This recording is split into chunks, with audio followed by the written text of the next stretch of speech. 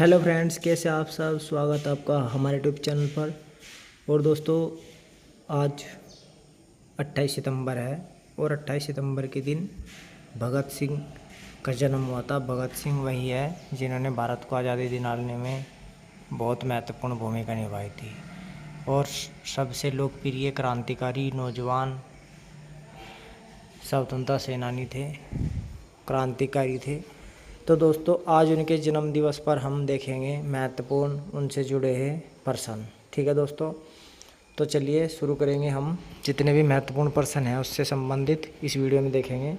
इससे पहले हमारी दूसरी वीडियो भी है, उसमें भी आप वहां पर जाकर पर्सन देख सकते हैं। ठीक है, तो चलिए शुरू करेंगे और देखेंगे पहला पर्सन।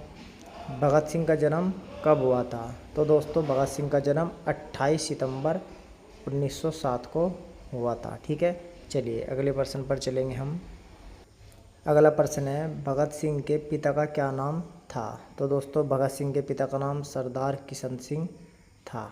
ठीक है, चलिए अगले प्रश्न पर चलेंगे हम। अगला प्रश्न है, भगत सिंह की माता का नाम क्या था?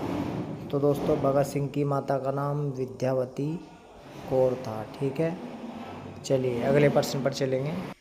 अगला प्रश्न है, नौजवान सभा की स्थापना किसने की थी?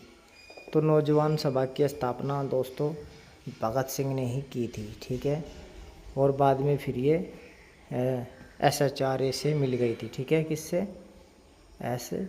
SHRS। ठीक है,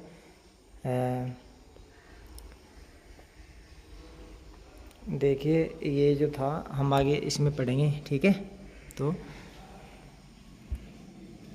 ए है बाद में, ए यहाँ पर। ठीक है, एसोसिएशन। ठीक है,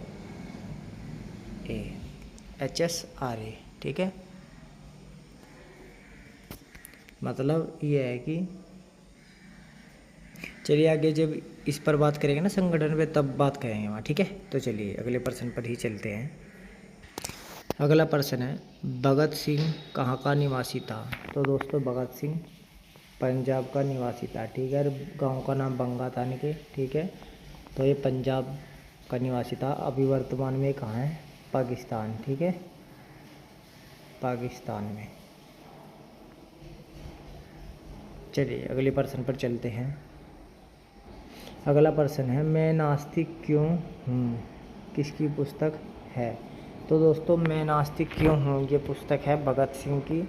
और दोस्तों, ये इसने जेल में ही लिखी थी। ठीक है, वो जेल में 2 साल रहे और ये उसने अंग्रेजी में अपना लेख लिखा। ठीक है, पुस्तक के रूप में। तो दोस्तों, मैं नास्तिक क्यों हूँ ये भगत सिंह की पुस्तक है। चलिए अगले प्रश्न पर। अगला प्रश्न है, भगत सिंह किस संगठन के सदस्य नहीं थे? ठीक है, तो यहाँ पर नहीं पूछा है। तो दोस्तों देखिए, अगर नौजवान सभा इनकी स्थापना की थी और हिंदुस्तान रिपब्लिकन एसोसिएशन और हिंदुस्तान सोशलिज्म रिपब्लिकन एसोसिएशन, यही है HSRA। ठीक है, तो एक अदर पार्टी के सदस्य नहीं थे। ठीक है, चलिए अगले प्रश्न पर चलते हैं। अगला प्रश्न है, दिल्ली में केंद्रीय असेंबली पर बम किसने फेंका था? ठीक है दोस्तों, तो देखिए भगत सिंह और बटुकेश्वर दत्त ने फेंका था। ठीक है, तो ये हमारा उत्तर सही होगा, भगत सिंह। चलिए अगले प्रश्न पर चलते हैं। अगला प्रश्न है, सैंडर्स की हत्या किसने की थी? तो सैंडर्स की हत्या भगत सिंह ने की थी। ठीक है दोस्तों, चलिए अगले प्रश्न पर।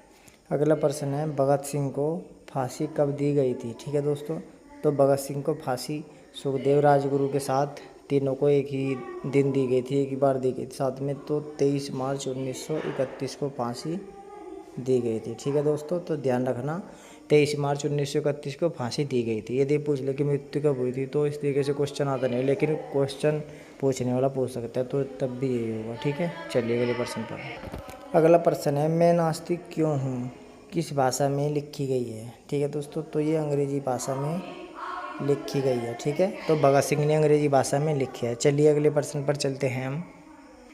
अगला प्रश्न है, भगत सिंह को फांसी कहाँ दी गई थी? ठीक है दोस्तों, तो देखिए लाहौर सेंट्रल जेल में इसको फांसी दी गई थी। ठीक है, तो लाहौर सेंट्रल जेल में भगत सिंह को फांसी दी गई थी।